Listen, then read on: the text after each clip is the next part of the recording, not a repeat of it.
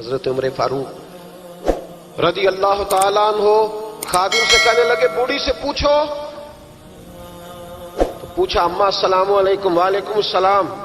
اماں کیا بات ہے؟ تو اماں کہنے لگی جاؤ دوڑو, تمہیں کیوں بتاؤں, دیہات کی سیدھی سادی بی بی, جاؤ بھاگ جاؤ. کہا نہیں اماں مہربانی کرو اندر تو آنے دو. بڑی منت کے بعد اماں مانی.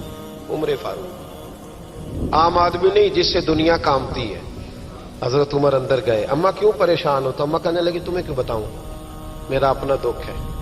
چل اماں بتا دے, تیری مہربانی. اماں کہنے لگی میں ایک بیوہ ہوں, بے اولاد ہوں, کوئی میرا سہارا نہیں. مجھے عمر فاروق سے بڑی شکایت ہے. میرے اوپر 25 دینار کا قرضہ چڑھ گیا ہے اور 3 دن ہو گئے میں نے روٹی نہیں کھائی, اور عمر نے میری خبر نہیں لی. حضرت عمر کو پتہ چل گیا اللہ وارث ہے, اس کا کوئی 2 4 10 ہزار ووٹ کوئی نہیں. ایک کو میکے سے 6 مربے نہیں لے کے آئی, ایک اکیلی تنے تنہا. اور بھائی جب اللہ کا خوف ہوتا ہے تو پھر انسان ان غریبوں کو بھی مناتا ہے. پھر ریڑھی والے کی بھی اہمیت بڑھ جاتی ہے, پھر رکشے والے کی قدر بھی بڑھ جاتی ہے. حضرت عمر فاروق رضی اللہ تعالیٰ عنہ کہنے لگے اماں عمر سے شکوہ ہے؟ کہاں؟ جناب عمر کہتے ہیں میں نے ایک جملہ کہا تو اماں نے تو مجھے لاجواب کر دیا. میں نے کہا اماں عمر کو کیا پتا کہ تو بھوکی ہے اور مقروض ہے, اسے کیا خبر؟ تو اماں کہنے لگی کیا کہا تم نے؟ عمر کو خبر نہیں, اسے پتا نہیں؟ تو عمر سے کہو نا چھوڑ دے حکومت, اس کے حوالے کرے جو خبر رکھ سکتا ہے. کیوں بیٹھا ہے پھر؟ ہمارے حکمران کہتے ہیں ابھی میں صدمے میں ہوں, نکلوں گا تو بات کروں گا. نہ ادھر ادھر کی تو بات کر, یہ بتا کہ قافلہ کیوں لٹا. مجھے رہزنوں سے غرض نہیں, تیری رہبری کا سوال ہے. ہاں تجھے جواب دینا پڑے گا. حضرت سیدنا عمر فاروق رضی اللہ تعالیٰ عنہ سے اماں کہنے لگی نہیں خبر رکھ سکتا تو حکومت کیوں کرتا ہے, چھوڑتا کیوں نہیں؟ تو حضرت عمر کہتے ہیں میں کانپنے لگا. دوڑے گئے جناب عمر. میں نے کہا اس اماں کا 6000 ووٹ نہیں کہ اس کی قدر کی جائے. یہ اماں کوئی بہت آکسفورڈ یونیورسٹی کی ڈگری ہولڈر نہیں کہ اس کی بات مانی جائے. کہ لاوارث اور بیوہ بی بی. عمر دوڑے گئے, گھر سے اناج کا تھیلا کندھے پہ رکھا, 25 دینار بھی لیے, پکا پکایا کھانا بھی لیا. خادم کہنے لگا حضور مجھے دے دے میں اٹھا لیتا ہوں. تو حضرت عمر فرمانے لگے چل وعدہ کر قیامت کے دن بھی میرا بوجھ اٹھائے گا. کہنے لگا جی نہیں وہاں نہیں اٹھا سکتا. فرمایا پھر آج بھی نہ اٹھا, مجھے ہی اٹھانے دے, یہ میرا بوجھ ہے تو مجھے ہی. اماں کے سامنے 25 دینار بھی رکھے. پھر اماں کو حضرت فاروق اعظم نے 2 مہینے کا راشن بھی دیا, پھر پکا پکایا کھانا بھی دیا. معمولی آدمی کی بات نہیں کر رہا, 24 لاکھ مربع میل کا حکمران. حضرت عمر مدینے میں بیٹھ کے کبھی للکار دیں تو کیسر و کسرا کی ٹانگیں کانپیں. جناب عمر فاروق رضی اللہ کھانا کھلا کے اماں چارپائی پہ تھی تو عمر نیچے بیٹھ گئے. کہنے لگے اماں چل عمر کو معاف کر دے, چل چل جانے دے, کوئی عرض نہیں, بیچارے کو پتہ نہیں چلا. تو اماں کہنے لگی تو نے پھر عمر کا ذکر چھیڑ دیا. بیٹے میرے گھاؤ بڑے گہرے ہیں, میرے زخم بڑے سخت ہیں, کلیجہ پھٹے تو تجھے دکھاؤں کتنی تکلیف میں ہوں. میں تو پکا ہوا پھل ہوں, کسی وقت بھی دنیا سے چلی جاؤں گی. میں نے عمر کو معاف نہیں کرنا. جب میں قبر میں جاؤں گی نا, نبی کریم علیہ السلام آئیں گے تو میں عمر کی شکایت کروں گی. میں کہوں گی حضور اس سے پوچھئے یا رسول اللہ بیوہ اور بوڑھی کا خیال ہی نہیں کیا. تو آپ کے غلام کہتے ہیں میں نے عمر کو کبھی اتنا روتے نہیں دیکھا جتنا آج روئے. کہنے لگے اماں عمر کو میں جانتا ہوں وہ کمزور ہے, یہ شکایت نہ لگانا, وہ کمزور ہے, مقابلہ نہیں کر سکے گا, یہ شکایت نہ لگانا, چل معاف کر دے. تو اماں کہنے لگی اچھا تو مجھے کچھ اچھا لگتا ہے, جا تیری خاطر عمر کو معاف کیا, تو پیارا لگا ہے, جا معاف کیا, تیری خاطر معاف کیا, تیری خاطر عمر کو معاف کیا. حضرت عمر فاروق کہنے لگے مجھے لکھ کے دو. کون اتنے جتن کرتا ہے, کون؟ کسی سے کہنا جا اپنی اماں کو منا لے, تو کہتے ہیں نہیں نہیں میری غلطی کوئی نہیں تو مناؤں کس بات پہ, ہمیں تو 20 دلیلیں آتی ہیں. جا ابا کے پیر پکڑ لے. پتہ ہے نبی پاک علیہ السلام نے فرمایا جس کا باپ راضی ہوگا اسی کا اللہ راضی ہوگا, اور جس کا باپ ناراض ہوگا وہ سارا دن وظیفے پڑھے, اس کا اللہ راضی. یہ ابو داؤد شریف کی حدیث ہے. نا جی بڑی مہربانی, پیسے نہ لائیے گا آپ. اب بات سنیں, وہ بھی میں سمیٹنے کی طرف آ رہا ہوں, ختم کر رہا ہوں, آپ میری بات پہ توجہ رکھیں. عزیز بھائی, نبی کریم صلی اللہ تعالی علیہ وسلم نے جو اپنے غلاموں کی تربیت کی تو حضرت عمر فاروق کہنے لگے لکھ کے دو. لکھ دو. تو اماں کہنے لگی آپ لکھیں میں سائن کر دیتی ہوں. آپ لکھ دیں میں سائن کرتی ہوں. حضرت عمر نے لکھا فلاں بنت فلاں کو عمر سے شکایت تھی. پھر انہوں نے عمر کو معاف کر دیا.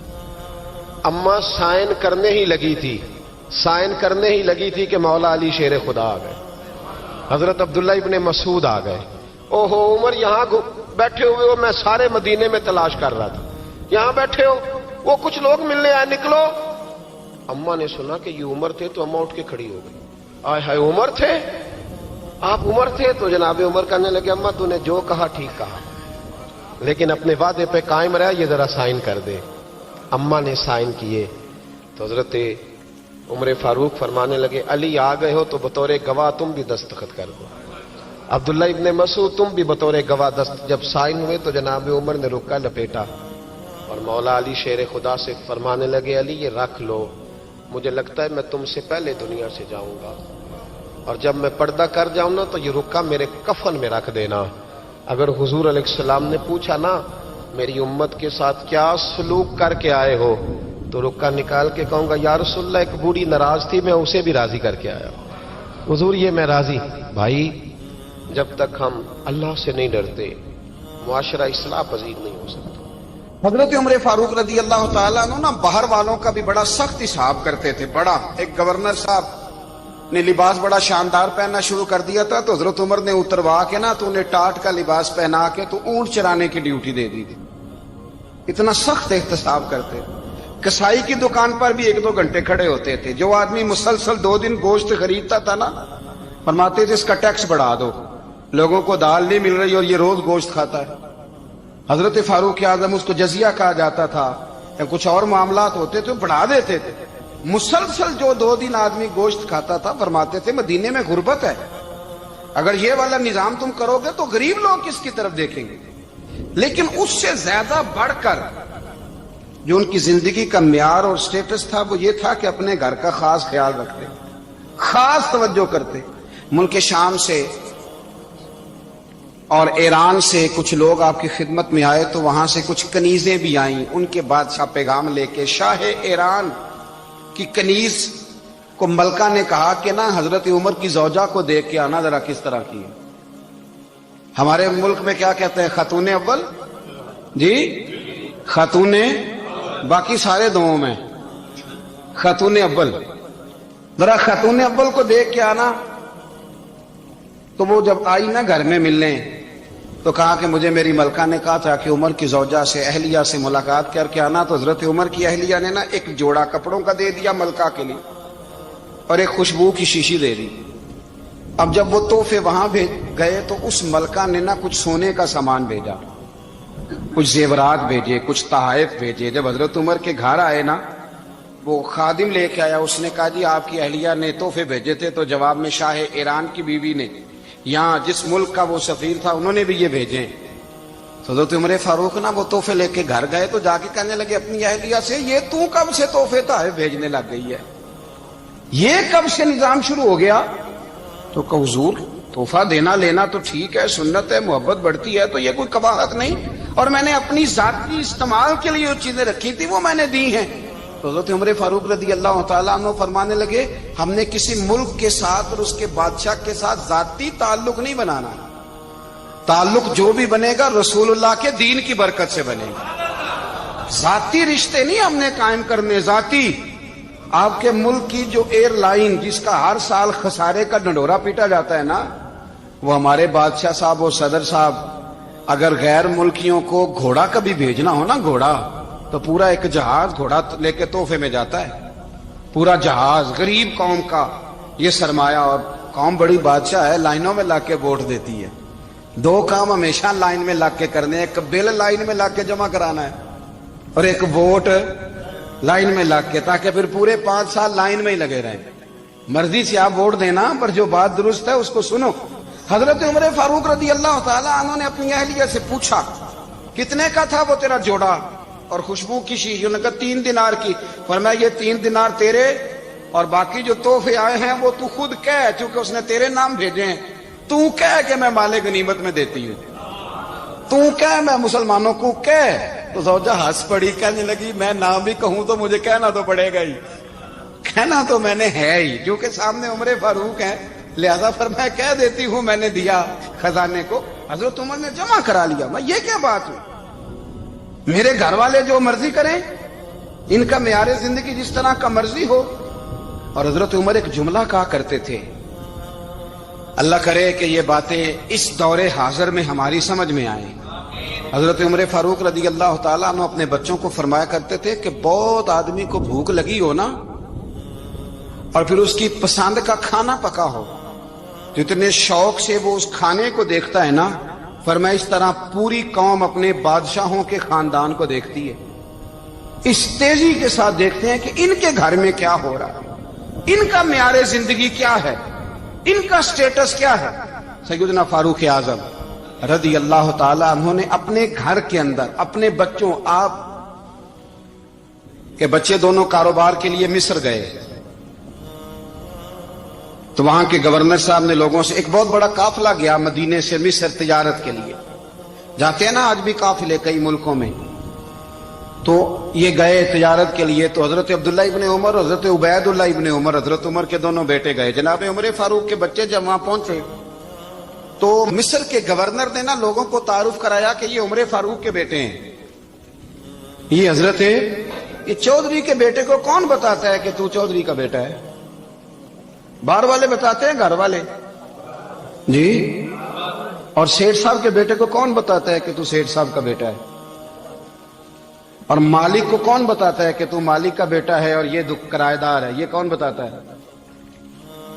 یہ سوچ ہم دیتے ہیں بچوں کو، چودھری اور کمی کی سوچ، امیر اور غریب کی سوچ، مالک اور کرایہ دار کی سوچ، گھر کے مالک کی اور کام کرنے والے کی سوچ، یہ ہم دیتے ہیں۔ یاد رکھنا، یہ ہم دیتے ہیں، یہ ہمارا مزاج ہے، یہ باہر سے نہیں آتی۔ تو کوئی شہزادہ ہے، تو سیٹھ ہے، تو نواب ہے، یہ سوچ باہر سے نہیں آتی، یہ اماں سوچ دیتی ہے، اماں، یہ ابا سوچ دیتا ہے۔ اور پھر جب تباہی اترتی ہے تو اس کے ذمہ دار بھی باہر والے نہیں ہوتے، گھر والے ہوتے ہیں، گھر والے۔ ہمارے بچوں کی طبیعتوں پر زیادہ نقش باہر والوں کا نہیں ہوتا، گھر والوں کا ہوتا ہے، یاد رکھیے گا۔ حضرت عمر فاروق رضی اللہ، بچے ہیں، شہزادے ہیں، وہ کاروبار کرنے گئے اور وہاں لوگوں نے بتایا گورنر صاحب نے کہ یہ فاروق اعظم کے بچے، امیر المومنین کے۔ لوگوں نے ان سے زیادہ مال خریدا، تجارت میں زیادہ نفع ہوا، ظاہر ہے کہ وہ آپ کے جو اللہ خیر کرے حکمران ہیں، ان کے کاروبار کتنے ملکوں میں ہیں، کس بنیاد پر ہیں؟ وہ صرف اس بنیاد پر کہ وہ حکمران رہے، ان کے لیے آسان تھا بڑے لوگوں سے تعلقات بنانا۔ حضرت عمر فاروق رضی اللہ تعالیٰ عنہ کے بچے ڈھیروں مال کما کے جب واپس آئے نا، تو حضرت عمر سے آ کے بچوں نے بطور محبت کا، ابا جی اللہ نے بڑا ہی فضل کیا ہے، بڑا مال کمایا الحمدللہ، یہ دیکھیں کتنا نوازا ہے۔ تو حضرت عمر کہنے لگے سارے قافلے نے اتنا ہی کمایا ہے، سارے قافلے نے اتنا ہی کمایا ہے؟ تو حضور نہیں، سارے قافلے نے اتنا نہیں کمایا، سب کو اتنا نہیں ملا۔ وہ تو وہاں گورنر صاحب نے لوگوں کو تعارف کرایا تھا کہ یہ عمر کے بچے ہیں، تو لوگوں نے پھر ہم سے بڑا ہی خریدا۔ تو حضرت عمر فرمانے لگے ٹھیک ہو گیا، میں بات سمجھ گیا ہوں، اس طرح کرو جو تمہاری اصل زر تھی نا، جو راز تھی، وہ رکھ لو اور باقی سارا مال مال خزانہ میں جمع کرا دو، اس لیے کہ یہ تم نے تجارت نہیں کی، یہ تم نے اپنے باپ کا نام بیچا ہے، یہ تم نے امیر المومنین کے بیٹے ہونے کا فائدہ اٹھایا ہے۔ فرمایا یہ تمہارا نہیں حق، یہ مسلمانوں کا ہے، اس لیے کہ یہ مال تم نے محنت سے نہیں کمایا، یہ باپ کی کرسی کا فائدہ اٹھایا ہے۔ اور فرمایا اگر تم نے مال جمع نہ کرایا تو میں مال بھی لے لوں گا زبردستی اور کوڑے بھی ماروں گا، ڈبل سزا دوں گا، مرضی سے جمع کراؤ گے تو کوڑوں سے بچ جاؤ گے۔ بڑے بیٹے نے تو جمع کرا دیا، تو چھوٹا تھوڑا پریشان ہوا، تو حضرت عبداللہ ابن عمر چھوٹے کا ماتھا چوم کے کہنے لگے بیٹے چپ کر کے جمع کرا، یہاں بھی فخر کر کے ہم عمر کے بیٹے ہیں، اور قیامت میں بھی فخر کریں گے کہ ہم فاروق اعظم کے بیٹے ہیں، یہاں بھی ناز کریں گے اور وہاں بھی ناز کریں گے کہ عمر کے بچے ہیں۔ ہمارے باپ نے خود بھی حلال ہی کھایا ہے، اور جب ہماری کمانے کی باری آئی ہے تو ہمیں حکم بھی حلال کھانے کا دیا۔ بھائی ہمارا مزاج نہیں، بچہ جب لے کے آتا ہے 2 لاکھ روپیہ تو کبھی پوچھے کہاں سے آیا ہے؟ جب وہ پہلے دن غلط دوستوں کے پاس جا کے بیٹھتا ہے تو کبھی نکالا ہے گھر سے اسے؟ یہ بہت سارے خمیازے ہمیں اس لیے بھگتنے پڑتے ہیں کہ ہم ابتدا میں سوراخ بند نہیں کرتے، جب اس میں شگاف پڑ جاتا ہے، سیلاب آتا ہے تو ہمیں ہوش آتی ہے۔ حضرت عمر نے اپنے گھر میں نگرانی رکھی، کڑی نگرانی۔ زیادہ نماز گھر میں پڑھتے تھے حضرت عمر، نفلی نمازیں زیادہ کیوں بلا؟ بھائی یاد رکھیں کہ آپ نے اگر سجدہ کرنا ہے تو بچہ لیٹ جائے گا، وہ اسے پتا کوئی نہیں سجدہ کیا ہے۔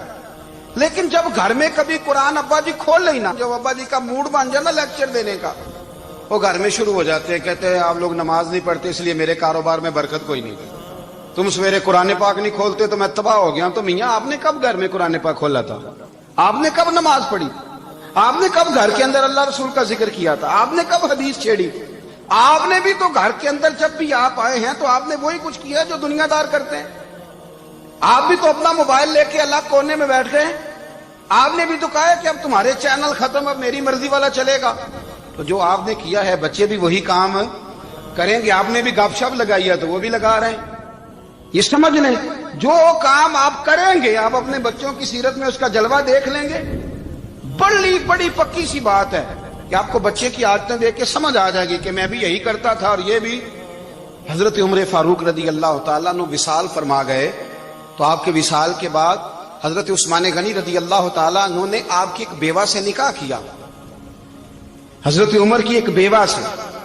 جب وہ آپ کے نکاح میں آئی تو کہنے لگی حضرت عثمان غنی سے کہ حضور نہ تو میں خوبصورت ہوں اور نہ میں جوان ہوں، نہ آپ کی کوئی خدمت کر سکتی ہوں، میرے ساتھ نکاح کرنا سمجھ میں نہیں آیا۔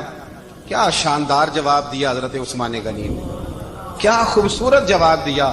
فرمانے لگے میں نے اس لیے نکاح نہیں کیا کہ مجھے تمہارے حسن سے دلچسپی تھی یا تمہاری خدمت کی ضرورت تھی، میں نے تو اس لیے نکاح کیا ہے کہ مجھے بتاؤ عمر فاروق گھر کے اندر اپنے رب کی عبادت کس طرح کرتے تھے، وہ قرآن پاک کس طرح پڑھتے تھے، وہ رویا کیسے کرتے تھے، استغفار کا طریقہ کیا، کس وقت کس انداز میں وہ اپنے رب کو یاد کرتے تھے۔ اس لیے کہ عمر کئی دفعہ گھر سے آتا تھا تو میں اس کے چہرے پر نور دیکھا کرتا تھا، میں روشنی دیکھتا تھا، ایک معیار دیکھتا تھا۔ نکاح اس لیے کیا ہے کہ مجھے عمر کی جو گھر کے اندر کی عبادت ہے اس سے آگاہ کرو، تاکہ عثمان غنی بھی چاہتے ہیں اس طرح کے عمل کرو جس طرح کے عمر فاروق کر کے گئے۔ بھائی جب تک ہم اپنے گھر میں وہ توجہ نہیں دیں گے، وہ مزاج دیکھیں نا، ہمارے گھروں میں جب نقشہ پاس ہوتا ہے تو ٹی وی لان بھی اس میں ہوتا ہے، ڈرائنگ روم بھی ہوتا ہے، نماز کی جگہ بھی ہوتی ہے نقشے میں۔ صحابہ جب گھر بناتے تھے تو ایک مسجد بیت کا نقشہ پاس کرتے تھے، ذہن میں رکھتے تھے کہ یہ کونا نماز کے لیے، وہاں جوتے لے کے کوئی نہیں جائے گا، وہاں نماز پڑھی جاتی تھی، عورتیں وہاں اعتکاف کرتی تھی۔ ٹی وی لان تو آ گیا ہے اور گھر کے اندر ٹی وی رکھنے کے لیے تو ایک کمرہ الگ سے بنا دیا گیا ہے، اور اب جو نئے نقشے پاس ہو رہے ہیں اس کے اندر گھروں کے اندر جگہ بنائی گئی ہے جہاں کمپیوٹر رکھے جائیں، اور بچوں کے لیے وائرنگ ہوگی نیچے تاکہ انہیں کوئی مشکل درپیش نہ ہو۔ یہ ساری چیز ہم نے نہانے کے لیے گھروں کے اندر اتنے بڑے واش روم بنائے ہیں کہ لگتا یہ ہے کہ سوائے نہانے کے اور کام ہی نہیں کوئی گھر میں ہوگا۔ ہر چیز آ گئی، پر اللہ کرے کوئی تفسیر بھی ٹیبل پہ پڑی نظر آئے، کوئی حدیث کی کتاب بھی ٹیبل پہ پڑی نظر آئے۔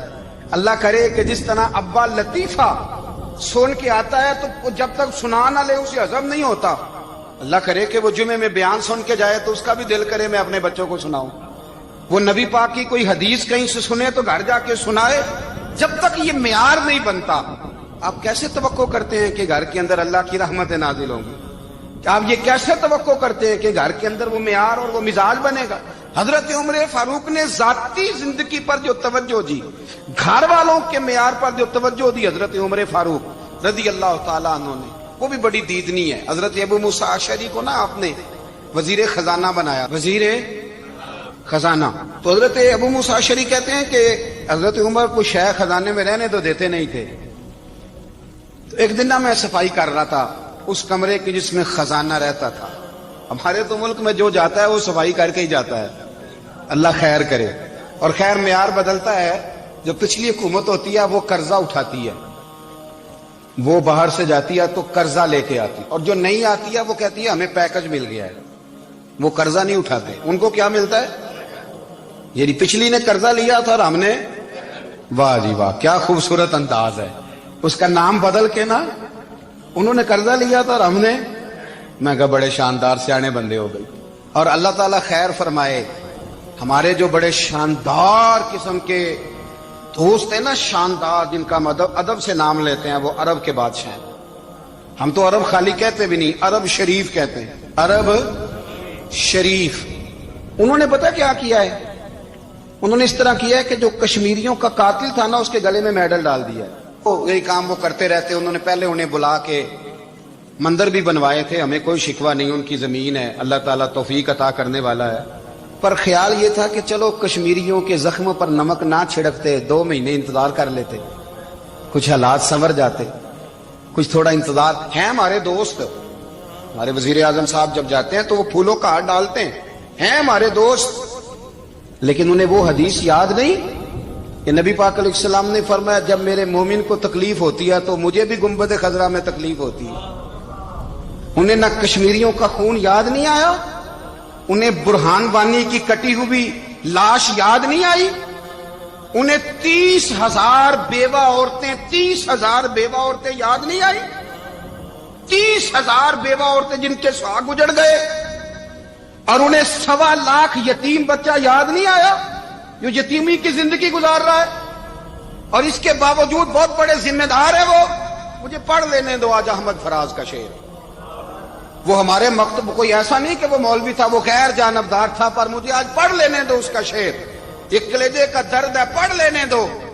اس نے کہا تھا کہ پڑھتا ہوں تو کہتی ہے یہ خالق کی کتاب ہے، مثل یہودی یہ سعودی بھی عذاب، اس قوم کے بارے میں کیا لکھوں فراز، کعبے کی کمائی سے جو پیتے ہیں شراب، کعبے کی کمائی سے جو پیتے ہیں شراب، اس قوم کے بارے میں کیا لکھوں فراز، کہ کعبے کی کمائی سے جو پیتے ہیں شراب۔ میں خیال نہیں آیا تمہارا صرف دین یہ ہے کہ قبریں گرا دو، مزارات گرا دو، فقط یہ دین ہے؟ کوئی نبی پاک کے روزے کی طرف منہ کرے تو اسے مشرک کہو، یہ دین ہے؟ اس کا نام مذہب رکھا تم نے؟ مذہب تو اس کا نام ہے کہ جو رسول اللہ کا نام لینے والا ہے وہ ہمارا یار ہے، اور جو نبی پاک کا نام لینے والا نہیں، ہمارا اس سے کوئی تعلق، یہ دین ہے۔ حضرت عمر فاروق کی سیرت سنا رہا ہوں، حضرت عمر کی۔ حضرت ابو موسیٰ اشعری نے ایک عیسائی کو منشی رکھا تھا، اکاؤنٹ آفیسر حضرت ابو موسیٰ اشعری نے۔ تو حضرت عمر فاروق بول پڑے، کہنے لگے تمہیں مسلمان کوئی نہیں ملا تھا؟ کلمہ گو نہیں تمہیں نظر آئے؟ کشمیریوں کی لاشیں نظر نہیں آتی؟ ان کا خون بہ رہا ہے، تباہی اتر رہی ہے، اور تم قاتل کو گولڈ میڈل پہنا رہے ہو۔ اور یاد رکھنا، جب مسلمانوں کی بچیاں روندی جاتی ہوں نا تو پھر اسلام امن کا درس نہیں دیتا، پھر اسلام جہاد کی بات کرتا ہے، پھر اسلام جہاد کی بات کرتا ہے، جہاد کی۔ وہ قومیں غیرت مند نہیں ہوتی کہ جن کے گھروں میں آگ لگی ہو اور وہ غیروں کو ہار پہناتی پھرے۔ اللہ کا کچھ خوف کرو، زندگی مختصر ہے، دبئی میں کتنے رہے اور کتنے چلے گئے، خدا را کچھ خدا۔ تم سے اچھے تو وہ نیو یارک کے رائٹر ہیں جو کم از کم اپنے کالموں میں کشمیر کی بات کرتے ہیں، تم سے اچھا برطانیہ کا وہ شخص ہے جو کم از کم BBC لندن پہ رپورٹ جاری کرتا ہے تو کہتا ہے کشمیر پہ ظلم ہو رہا ہے۔ تم سے تو وہ اچھے رہ گئے، تم نے بات کرنا تو دور کی بات، تم نے دشمنوں کے گلے میں ہار پہنانے شروع کر دیے۔ کل جب پوچھیں گے بلا کے تم کو اپنے سامنے، کیا جواب جرم دو گے تم خدا کے سامنے؟ بڑی تکلیف ہوئی، بڑی تکلیف ہوئی۔ وہ نا منصور حلاج کو پھانسی دی جا رہی تھی تو حضرت جنید بغدادی بھی آ کے دیکھنے لگے، تو منصور حلاج کہنے لگے بابا سارا زمانہ دیکھے پر تو نہ دیکھ، سارا زمانہ تماشا دیکھے انہیں تو پتا کوئی نہیں نا، تو نہ دیکھ۔ عرب شریف والو، ٹرمپ اسے انعام دیتا تو تکلیف کوئی نہیں تھی، ملکہ وکٹوریا اسے انعام دیتی تو تکلیف کوئی نہیں تھی، پر تم تو نہ ایسا کرتے، تم تو اپنے تھے، تم تو کلمہ گو تھے، تم تو یہ ظلم نہ کرتے، تم تو یہ حرکت نہ کرتے، میں کہتا ہوں ٹھہر ہی جاتے، جانا نہیں دنیا سے، اللہ کے حضور حاضر نہیں ہونا۔ جب رسول اللہ قبر میں آئیں گے تو کیا جواب دو گے؟ خدا را، حضور نے فرمایا تھا گناہ روک نہیں سکتے تو دل میں ہی برا جان لو، ذالک اضعف الایمان، یہ کمزور ایمان ہے، کم از کم اتنی حد تک تو آ دو، دشمن سے گلے تو نہ ملو۔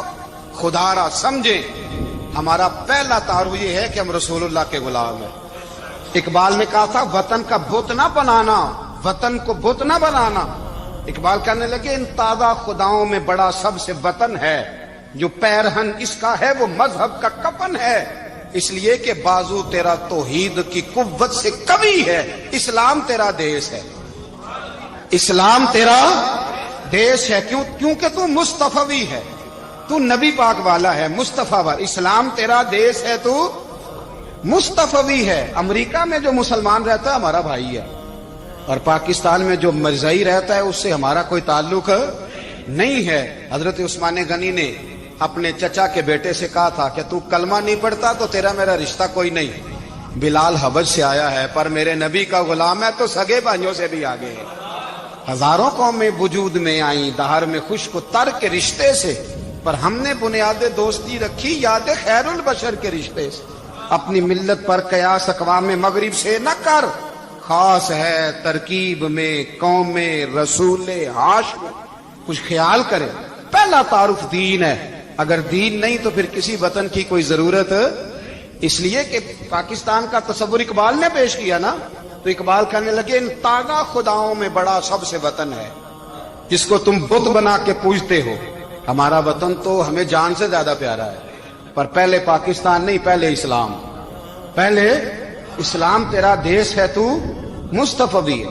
تو آمدام برسر مطلب حضرت عمر فاروق رضی اللہ تعالی عنہ۔ حضرت سیدنا ابو موسیٰ اشعری کہتے ہیں کہ میں نے نا صفائی کی، مال غنیمت کی میں نے صفائی کی، تو ایک دینار مجھے نا کہیں پڑا ہوا مل گیا، تو فرماتے ہمیں اجازت ہوتی تھی کہ ایک آدھ دینار ہم اپنی مرضی سے کہیں خرچ کر سکتے۔ تو حضرت عمر کے بیٹا گزر رہا تھا، تو حضرت ابو موسیٰ اشعری کہتے ہیں میں نے صفائی کی تو ایک دینار نکلا، تو میں نے وہ ایک دینار نا حضرت عمر کے بیٹے کو دے دیا۔ میں نے کہا لو بیٹا اپنے چچا کی طرف سے تحفہ۔ تو گھر جا کے انہوں نے حضرت عمر کو بتایا کہ چچا نے پیسے دیے ہیں، چھوٹے بچے تھے۔ حضرت عمر نے حضرت ابو موسیٰ اشعری کو بلا لیا اور بلا کے فرمانے لگے میں تو تمہیں اپنا دوست جانتا تھا اور تو نے میری اولاد کو ہی دنیا دار بنانا شروع کر دیا، میرے بچوں کو ہی تم نے دنیا دار پیسوں پہ لگانا شروع کر دیا، میں تو تمہیں یار سمجھتا تھا۔ فرمایا تمہیں چاہیے تھا میرے بیٹے کو نصیحت کرتے کہ بیٹا پیسوں سے رب راضی نہیں ہوتا، اس کی رضا والے کام کیے جائیں تو رب راضی ہوتا ہے۔ اور فرمایا تمہیں کوئی اور گھر نہیں ملا تھا تباہ کرنے کے لیے، میرا ہی گھر ملا تھا، اٹھاؤ اپنا دینار اور خبردار آج کے بعد میرے بچوں کے ساتھ یہ والی نیکی نہ کرنا۔ اور ہمارا کیا سٹیٹس ہے، دوستی ہے یہ اس سے جو تحفے زیادہ دے، جو بچوں کو خراب کرنے میں مدد زیادہ کرے اس کے ساتھ یہ رہنا۔ حضرت عمر نے گھر پہ اور سب سے بڑھ کر اپنی ذات پہ توجہ کی۔ حضرت ابو مالک رضی اللہ تعالیٰ عنہ کہتے ہیں میں عمر کے پیچھے پیچھے ایک باغ میں گیا، اکثر اس باغ میں جایا کرتے تھے، اور عمر جا کے نا تو درخت کے نیچے بیٹھ گئے اور فرمانے لگے او امیر المومنین اللہ سے ڈر جا، ورنہ جس رب نے حکومت دی ہے وہ عذاب بھی بڑا دے گا، ڈر جا رب سے۔ کبھی ساری زندگی حضرت عمر نے اپنا کوئی تعارف نہیں کرایا، کبھی نہیں۔ ایک بندے نے آپ کے سامنے تعریف کر دی آپ کی تو فرمانے لگے تو خود بھی ہلاک ہوا اور مجھے بھی ہلاک کر دیا، کیا ضرورت پڑی ہے میری تعریفیں کرنے کی، اتنی دیر میری تعریف میں لگائی، اللہ کا ذکر کرتا رب تجھے ثواب دیتا، حضور پہ درود پڑھتا تو رب تیرے اوپر رحمتیں نازل کرتا، کس چکر میں ہے؟ آج جتنا اچھی کوئی خوشامد کرے اتنی اچھی وزارت ملتی ہے، جتنی اچھی اس کو جو ہے وہ چاپلوسی کرنی آیا درجہ بھی اسے اتنا ہی اچھا ملتا ہے۔ حضرت عمر فاروق رضی اللہ تعالیٰ عنہ آپ کے بیٹے کہتے ہیں، صاحب فتوح الشام نے لکھا ہے، آپ کے صاحبزادے کہتے ہیں میں نکلا تو میرے ابا جی نا اپنی پشت پر مشکیزہ رکھ کے کنویں سے پانی بھر کے آ رہے، میں دوڑ کے آگے گیا، میں نے کہا ابا جی مجھے دے دے۔ فرمانے لگے بیٹا تیرا کیا خیال ہے، کوئی اور نہیں تھا مشکیزہ بھر کے لانے کے لیے، تیرا کیا خیال ہے؟ کہا ابا جی بڑے لوگ تھے پر آپ کیوں اٹھا رہے ہیں؟ فرمانے لگے نفس نا ذرا میرا بڑا ہو گیا تھا، اسے ذرا ذلیل کر رہا ہوں، ذرا اپنا محاسبہ کر رہا ہوں، یہ مجھے کہہ رہا تھا تو بڑی چیز ہے، تو میں نا ابھی مشکیزہ گھر رکھ کے آؤں گا، پھر تیری ماں نے مجھے کہا ہے کہ گھر میں لکڑیاں کوئی نہیں جلانے کے لیے، پھر میں جنگل سے لکڑیاں کاٹ کے لاؤں گا۔ اب میں امیر المومنین بن کے نا تو میرا نفس تھوڑا بڑا ہو گیا۔ اب یقین کریں ہمارا ہاضمہ خراب ہو جاتا ہے جب تک ہمارا تعارف صحیح نہ ہو، ہمارا تعارف ٹھیک نہ ہو، میں یہ ہوتا ہوں میں وہ ہوتا ہوں، چھوڑ مٹی دیں تے مٹی رہنا ہی، مٹی دیں تے مٹی دیں تے مٹی رہنا ہی، ایویں کادی بلے بلے اج مٹی دے اتے بندیا تے کل مٹی دے تھلے، مٹی دیں تے مٹی رہنے قاضی بلے مجھے پوچھ لو، مجھے جان لو، میرا نام لے لو، میں بھی آیا ہوں، میں بھی ہوتا ہوں، میرا بھی یہ تذکرہ ہے، میں بدکار پرانا خادم، کسے در ملی نہ ٹوئی، اے تے واصف یار نے نظر جو کی تھی تے واصف واصف ہی ہوئی۔ یہ تو بڑی بات کی بات ہے، تو بات کی بات ہے صاحب، ورنہ من نانم کے من نانم، جو ہم ہیں اس کا ہمیں پتا تو ہے نا بھائی۔ کبھی بھی یہ جو ذات کا چکر ہے نا، میں بھی ہوں، مجھے بھی، او بھائی یاد رکھو میں کون ہوں۔ یہ جو نام نمود اور یہ خواہشیں اور یہ جو وقار، یہ تو کمزور لوگوں کا طریقہ ہے۔ جس کو اپنا تعارف کرانا پڑ گیا اس سے بھی زیادہ کمزور کوئی ہے؟ فوٹو میں دکھاتا پھرتا ہے فلانے کے ساتھ فوٹو، فلانے، تو کمزور بندے یہ کام کرتا۔ حضرت عمر فاروق، اللہ اکبر، حضرت عمر جیسا بندہ 24 لاکھ مربع میل کا حکمران، اور شاہ روم کو خط لکھ کے کہتا ہے میں منت نہیں کرتا، میں حکم دیتا ہوں۔ اتنا تگڑا بندہ۔ جنگ قادسیہ کے لیے حضرت سعد بن ابی وقاص کو بھیجا، فتوح الشام پڑھ کے دیکھیں۔ حضرت عمر بڑے پریشان ہیں، اتنے دن ہو گئے کوئی رپورٹ ہی نہیں آئی۔ اب تو موبائل ہے نا، تو ایک ایک منٹ کی رپورٹ لیں آپ، بلکہ آپ ایک ایک منٹ کی فوٹو لیں، آپ رپورٹ تو دور رہ گئی۔ حضرت عمر فاروق رضی اللہ تعالیٰ عنہ بڑے پریشان ہیں کہ قادسیہ میں حضرت سعد بن ابی وقاص کے ساتھ لوگ جہاد کرنے گئے، رپورٹ کوئی نہیں آ رہی۔ اتنے پریشان تھے کہ باہر نکل کے نا اس رستے پہ بیٹھ جاتے جو رستہ قادسیہ کی طرف سے آتا تھا، اس جو بھی آتا جاتا پوچھتے جنگ کے کیا حالات ہیں۔ ادھر جب اللہ نے فتح دے دی نا، تو حضرت سعد بن ابی وقاص رضی اللہ تعالیٰ عنہ نے نا ایک قاصد کو خط دے کے بھیجا، کہنے لگے عمر کے پاس جاؤ، انہیں اطلاع دو کہ الحمدللہ اللہ نے اسلام کو فتح عطا کر دی۔ یہ حضرت عمر کو جا کے دینا، وہ بڑے پریشان ہوں گے۔ وہ جو اس زمانے میں اس طرح ہوتا تھا کہ کئی دور دور سے صحابہ جو دوسرے شہروں کے ملکوں کے رہنے والے ہوتے تھے، وہ بھی آ کے شامل ہو جاتے تھے جہاد میں۔ کوئی ایک دفعہ مدینے آیا، کوئی 2 دفعہ آیا، پھر اپنے اپنے علاقوں میں بہت سارے لوگوں نے زیادہ دفعہ حضرت عمر کو دیکھا بھی نہیں تھا۔ وہ جو قاصد خط لے کے آیا تھا نا، اس نے 1 دفعہ دیکھا تھا، حضرت عمر بوڑھے ہو گئے، وہ پہچانتا نہیں تھا۔ میری بات کی سمجھ آ رہی ہے آپ حضرات؟ ادھر سے وہ خط لے کے آ گیا۔ حضرت عمر مدینے سے باہر نکل کے اس روڈ پہ بیٹھے تھے جو قادسیہ سے آتا تھا۔ جب اس آدمی کو آتے دیکھا تو حضرت عمر اٹھ کے کھڑے ہو گئے، فرمانے لگے قادسیہ سے آ رہے ہو؟ وہ کیا کہتا ہے؟ پھٹے پرانے کپڑے، ٹوٹے ہوئے جوتے، سر پہ پرانی پگڑی، کہنے لگے غلام مدینے کے رہنے والے ہو؟ حضرت عمر کہنے لگے ہاں مدینے کا ہوں۔ کہا میں قادسیہ سے آیا ہوں، الحمدللہ اللہ نے اسلام کو فتح دے دی ہے، الحمدللہ کفر کی کمر ٹوٹ گئی ہے۔ اس نے یہ بات کر کے تو گھوڑے کو ایڑی لگائی، گھوڑا دوڑنے لگا مدینے کے، حضرت عمر بھی ساتھ ساتھ دوڑ رہے ہیں۔ فرمانے لگے اچھا بتاؤ خالد بن ولید کا کیا حال ہے؟ تھوڑا آگے جا کے فرمانے لگے اسامہ بن زید کیسے ہے؟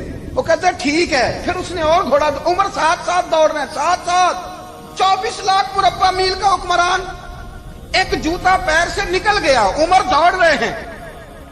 آگے جا کے پوچھتے ہیں سعد بن ابی وقاص کا کیا حال ہے؟ کہ حضور وہ بھی ٹھیک ہے۔ کتنے لوگ میرے شہید ہو گئے مسلمانوں میں سے؟ کہنے لگا صحیح گنتی کا نہیں پتا، یہ لفظ ادا ہوتے ہوتے مدینے کی سرحد آ گئی۔ لوگوں نے عمر کو گھوڑے کے ساتھ دوڑتے دیکھا تو کہا امیر المومنین کیوں دوڑ رہے ہیں؟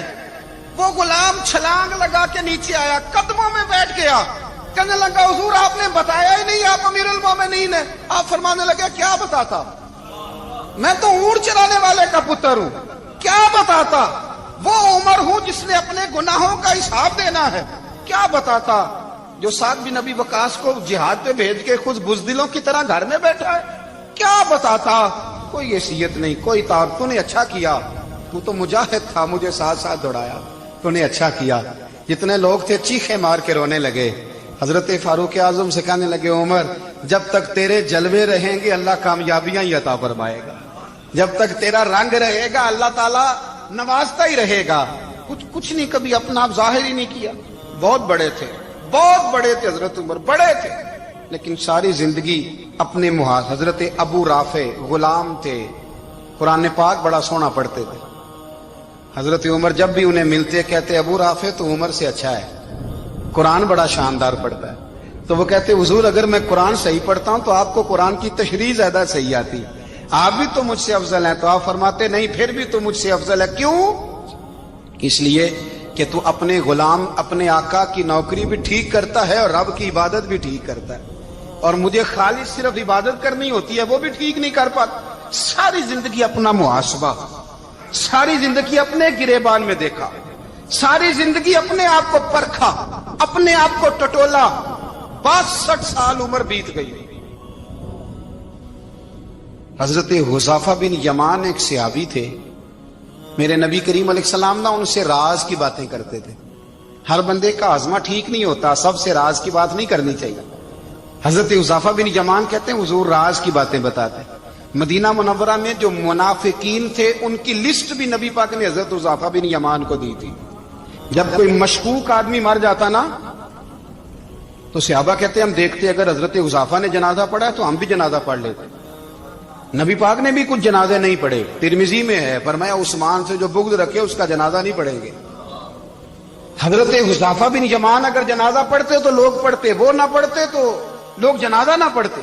حضرت حذیفہ بن یمان کہتے ہیں جناب عمر فاروق کی خلافت کے آخری ایام تھے، کچھ دنوں کے بعد وہ شہید ہو گئے. فرماتے آدھی رات کا وقت تھا، میں گھر میں سویا تھا بڑا بے فکر، اچانک میرے دروازے پہ دستک ہوئی، میں گھبرا کے اٹھا. اتنی رات کو کون آیا؟ کہتے ہیں قربان جاؤں دروازے پہ گیا تو امیر المومنین فاروق اعظم دروازے پہ. میں نے کہا عمر کوئی حکم تھا تو مجھے بلا لیتے. کہنے لگے میں نا امیر بن کے نہیں آیا، تیرا ویر بن کے آیا ہوں. امیر المومنین کی حیثیت سے سرکاری کام سے بلاتا تو وہاں بلاتا، مجھے ایک ذاتی کام پڑ گیا. کہتے میں نے عمر کو گھر کی اندر بلا کے چارپائی پہ بٹھایا. میں نے کہا حضور میں غریب آدمی ہوں، میں کیا آپ کے کام آ سکتا ہوں؟ تو کہتے ہیں انہوں نے نا مجھے ساتھ بٹھا لیا، پھر میرا ہاتھ پکڑ لیا. کہنے لگے تو عمر کو جانتا ہے؟ عمر جھوٹ نہیں بولتا. تو جانتا ہے؟ عمر وعدوں کا پکا ہے. کہا حضور جانتا ہوں. کہا میں اس وقت آیا ہوں جب دیکھ بھی کوئی نہیں رہا. حضرت حذیفہ بن یمان کہتے ہیں پریشان ہو گیا، حضور پہلیاں نہ بجھوائے، مہربانی کر بتائیں کدھر آئے ہیں. حضرت عمر فاروق فرمانے لگے 62 سال کا ہو گیا ہوں، 63 میں چل رہا ہے، داڑھی سفید ہو گئی ہے، ال پک گیا، اٹھ فریدا ستیا، داڑھی آ گئی پور، اگا نیڑے آ گئی، پیچھا رہ گئی دور. اب قبر اشر کا معاملہ صاف نظر آنے لگا ہے.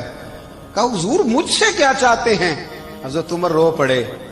کہنے لگے آج میں عشاء کے بعد نکلا ہوں تو نبی پاک کے صحابہ مجھے نیک کہہ رہے تھے، پھر میں نے بچوں کی ماں سے اور بچوں سے بھی پوچھا ہے، وہ بھی مجھ سے راضی ہیں. پر حذیفہ تیرے ساتھ نبی پاک راز کی باتیں کرتے تھے، سچ بتا کہیں عمر کا نام منافقوں میں شامل تو نہیں؟ سچ بتا ان منافقین میں تو شامل نہیں، کہیں اوپر سے تو نہیں سارا کچھ؟ حضرت حذیفہ بن یمان کہتے ہیں میں باپ کے مرنے پہ اتنا نہیں رویا جتنا عمر کے سوال پہ رویا. میں قدموں میں بیٹھ گیا. میں نے کہا نہیں عمر یہ تو میں نے نہیں سنا، لیکن یہ میں نے نبی پاک سے ضرور سنا ہے کہ میرے بعد اگر کوئی نبی ہوتا تو عمر ابن خطاب ہوتا. یہ میں نے اپنے کانوں سے سنا ہے کہ عمر جس گلی سے گزرے شیطان رستہ بدل جاتا ہے. یہ میں نے اپنے کانوں سے سنا ہے کہ 950 سال حضرت جبریل جناب عمر کی شان بیان کریں تو پھر بھی بیان نہیں ہو سکتا. یہ میں نے ضرور سنا. دوستو ساری زندگی حضرت عمر نے اگر دوسروں کا محاسبہ کیا تو اپنا اور اپنے بچوں کا بھی کڑا خیال رکھا، اپنی ذات پر بڑی توجہ دی. جو لوگ اپنا بھول جاتے ہیں نا، ہمیں اپنی صحت کا بڑا خیال ہے لیکن اپنی روحانی زندگی کا کوئی خیال نہیں ہے، قلبی زندگی کا کوئی تصور نہیں ہے. آپ یقین کریں موٹا آدمی کمزور ہونے کے لیے جدوجہد کر رہا ہے، کمزور طاقتور ہونے کے لیے، لیکن جس کو کتنے دن بیت گئے اللہ رسول کی یاد میں رویا ہی نہیں، کتنے دن بیت گئے نہ سننے کو دل ہی نہیں چاہا، جسے مہینوں بیت گئے اور قرآن پاک کی طرف نظر ہی نہیں گئی، وہ فکر مند ہی نہیں. زندگی زندہ دلی کا نام ہے، مردہ دل کیا خاک جیا کرتے ہیں. بھائی حضرت عمر کی زندگی دور حاضر میں ہمیں یہ سبق دیتی ہے کہ کڑی نگرانی رکھو اپنے پودوں کی، کڑا خیال رکھو اپنے ذاتی باغ کا، اور یہ جو تمہارے دل کی دنیا ہے یہ تمہاری روح کی زندگی ہے، اس کا محاسبہ کرتے رہو. نبی کریم علیہ السلام نے فرمایا اپنا حساب خود کر لو قبل اس کے کہ تمہارا حساب کیا جائے. اپنا حساب بولیے، اپنا حساب.